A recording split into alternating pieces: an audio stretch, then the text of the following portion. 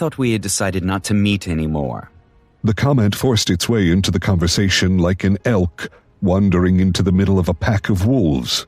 The others paused, turning toward Edain. We had decided not to meet for a while, Lord Edain. We never intended to stop meeting completely. I thought you would be happy, Edain. Ahane waved a fork topped with a chunk of pork. You of all people should be eager to keep these meetings going. How long is it before the next taxing period arrives? I believe it is on the first day of Eostek, Lord Ahane, which would put it just under 3 months away. Thank you, Eandel. You're such a useful man to have around, always knowing things that are proper and such. Anyway, 3 months, Edain. How are the coffers doing? You know how picky the king's auditors Edain are. squirmed even more beneath the Count's brutal mockery. It appeared he was quite aware of his time constraints, yet at the same time he seemed to be trying to forget his troubles in the hope that they would disappear. The conflict was visible in his face, and Ahane clearly took great pleasure in watching. Gentlemen, we are not here to squabble.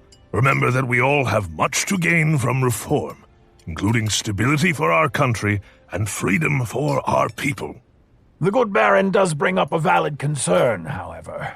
Despite this young lady's promise of aid, we are completely exposed without Raoden. The people loved the prince. Even if Aedon had discovered our meetings, he could never have taken action against Raoden. We don't have the power to oppose the king anymore. We were gathering strength before. It probably wouldn't have been long before we had enough of the nobility to go public. Now, however, we have nothing. You still have a dream, my lord. That is hardly nothing. A dream. The dream was Raoden's, my lady.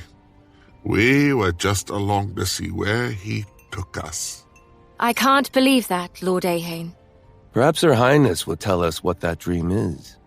You are intelligent men, dear lords. You have the brains and the experience to know that a country cannot withstand the stress that Aedan is placing on it. Aerolon is not a business to be run with a grip of steel.